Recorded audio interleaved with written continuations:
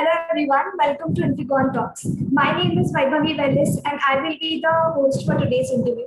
Infigon Talks is a part of Infigon Futures flagship program where mentors from various institutes motivate and inspire aspiring students across the country. And for this cause, today we have with us Ms. Nishita Kedia, who is currently pursuing MBA from one of the prestigious institutes, IIM Bangalore. Ms. Nishita has secured an All India rank at CA IPCC level and is summer intern at Barclays in the investment banking division. Hi, Ms. Nishita. Welcome to Infigon Talks. Hello, everyone. Nice to be here.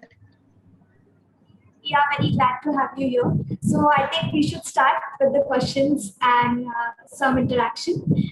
A lot of aspirants watching us right now are aiming to get into institutes like IIM, where you are currently. So tell us more about your experience in IIM so far and what a normal day in IIM Bangalore looks like. Right. So I think the experience has been amazing. I've met a whole bunch of different people coming from various backgrounds, coming from various geographies from India, and even we have some overseas abroad students joining us in the current term. So I think the experience has been really different from whatever I have done previously. And coming to your next question about a usual day, I think there is no usual day at an IIM. It is filled with a lot of activities coming from quizzes, assignments. There are a lot of project work going on. Then, as you will be aware, on campus we have a lot of committees, so they organize activities, and also these corporate companies like Amazon, Flipkart, Reliance, all of these have their case competitions. So we do participate in those to get a better experience and direct exposure to the CFO and what type of questions do they ask. So I think each day is different, and the learning has been really amazing from Great. And even the motto of IIM Bangalore says, let us study the enlightenment. And when you were speaking, it was really reflecting that. And it, of course, sounds very interesting. Although nowadays, I think most of the things are online, but we all know where the real fun of learning lies. That is in offline studies. And of course, an institute is not only about academic curriculum, as you said. Beyond that, it makes us the person who will be ready to face the real world with more confidence. So amazing. Also, to get the opportunity to study in such a prestigious institute must surely not have been a cakewalk. It requires a lot of dedication and hard work. So tell us more about your preparation days, how much time you gave to it. Right. So to get into IIM, the main exam that you have to appear for is CAT. And CAT has three basic sections. One is the quantitative aptitude, that is basically mathematics. One is the verbal ability, and one is the data interpretation and logical reasoning. So I think one tip which I would like to give is initially identify where your strength lies and what are your weak areas so that you can work upon them. So for me, since I would solve a lot of these Sudoku puzzles and stuff from my childhood, the data interpretation and logical reasoning part came naturally to me, and I could solve more of those questions. But quantitative ability was average, and verbal ability was where I needed to work upon. So I started reading up a lot, more of newspapers, magazines, random articles that I would get. That also helped me later during my interview preparation. So I think majorly it's that, and it is more about solving mocks. So CAT is very different from the previous exams that we would have appeared from for your 10th, 12th or graduation. Here there is no fixed syllabus as such. You need to read up and give as many exams as you can. So I had also appeared for more than 40 to 50 mocks. So that is when I could identify where are my strengths and weaknesses and work upon those. And after each exam, it is also equally important to devote time to analyze it. Like the mock was for 2 to 3 hours, and after that, devote another 2 to 3 hours analyzing each question, what you got right, what you got wrong. So I think that was what mattered. As far as the time is concerned, I had joined weekend classes because I was working before that. And the last 2 to 3 months, I devoted like every alternate day, I would appear for a mock. And I think that is what helped me. And surely, I think you must have nicely balanced your work and your studies, and that's the reason you are here. Amazing, and that's very inspiring. Coming back, you have a CA background. You are a chartered accountant by profession. What made you choose MBA after that? Right, that is a question that I get asked very often. So yeah, so in CA, I think my learning was limited to the finance field, the audit and taxation. The employment opportunities were also limited to these areas. and I was keen to learn more about how a business actually functions, what are the various other operations, be it the operations, the supply chain, or the marketing function, or the HR function. So I wanted to learn more about a wholesome business, how it operates, and what are the various functions that are there in the business, how they operate. So MBA is more about the case-based learning. In our curriculum also, we have all of these major companies, how they have evolved, what all strategies have they applied at various points, what were the reasons for their success or failure of a particular product or service, or when they entered a new market.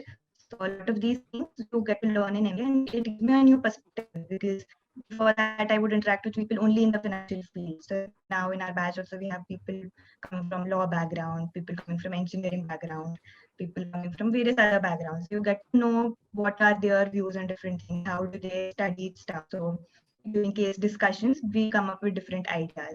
I think that is what enhances our learning. And also, I think since childhood, it was a dream to have a bag of an IIM with you. So that is what encouraged me to join an IIM. And as you said, broadening the learning.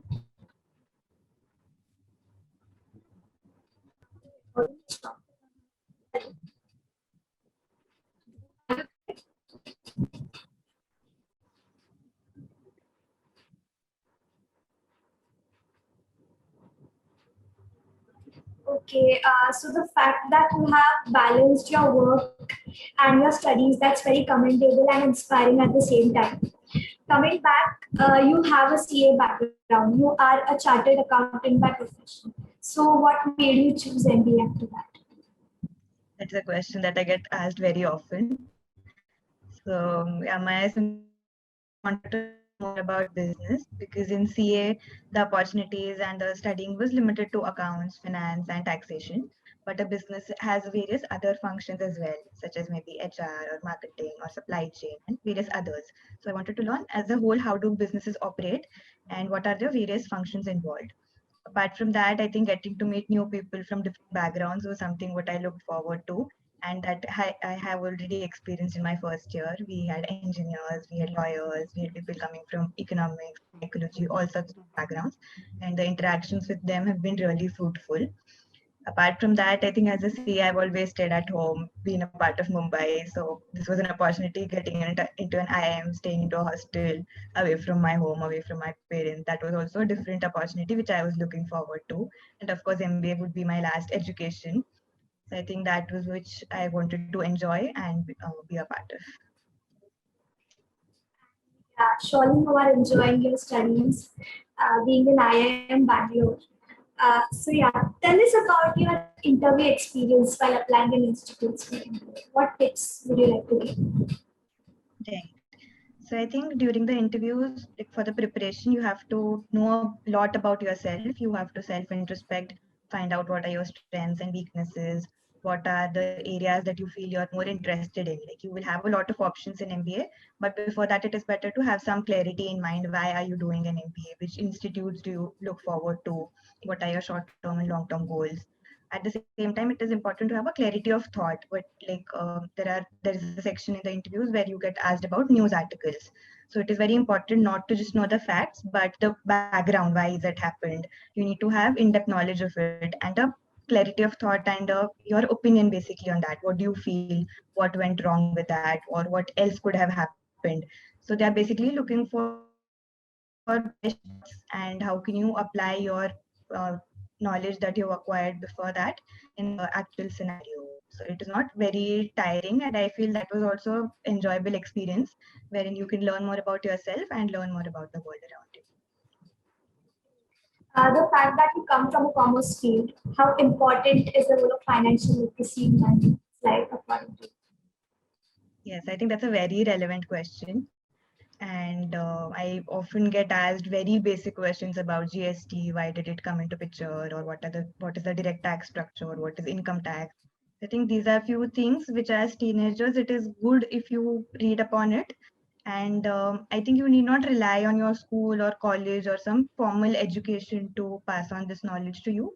Since it is the age of technology, you always have access to YouTube and all of these all of these online courses like Coursera, Udemy, and Academy. All of these have basic finance courses. So I'm not saying have an in-depth knowledge of it, you go to the T and know everything about it, but basics that you can understand economic times or these IPOs which are coming, you can start investing at an early age. So you would have read the Zomato, Paytm, all of these IPOs are coming up. So if you know more about the business, how do they function? Like I agree, these are apps that you use often, but then people really don't know what is their business model. How does Zomato make money, for instance? Or what has been its growth in the past 3-4 years? So it is important to understand these basic steps so that you can be more informed about the world. Just the question, continuation. I think you have answered that, but still, what's your take on studying financial literacy awareness among teens, apart from people from other age groups? Why specifically for teens? Right. For teens, I think it is all the more important because that is the time that you will be entering into, say, internships or you will start working. So even I started my articleship at the age of 17. So that is a very crucial age where you need to understand what are the salary components, or when you start earning, what are the various modes in which you can invest in. So I have cousins from engineering background who even at the age of 24, 25, they don't know what are the options that they can invest in. They hire a chartered accountant, or they keep asking their friends from finance that what could I do, where should I invest my money. So I think if you yourself have that knowledge, you can make better decisions in that. So as a teenager, it is extremely important to have financial knowledge.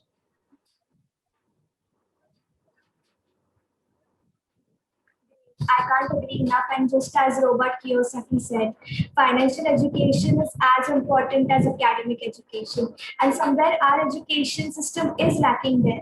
Hopefully, we may see some changes in coming year. So, as we are talking about education system right now, what is one change you would like to see in our education system?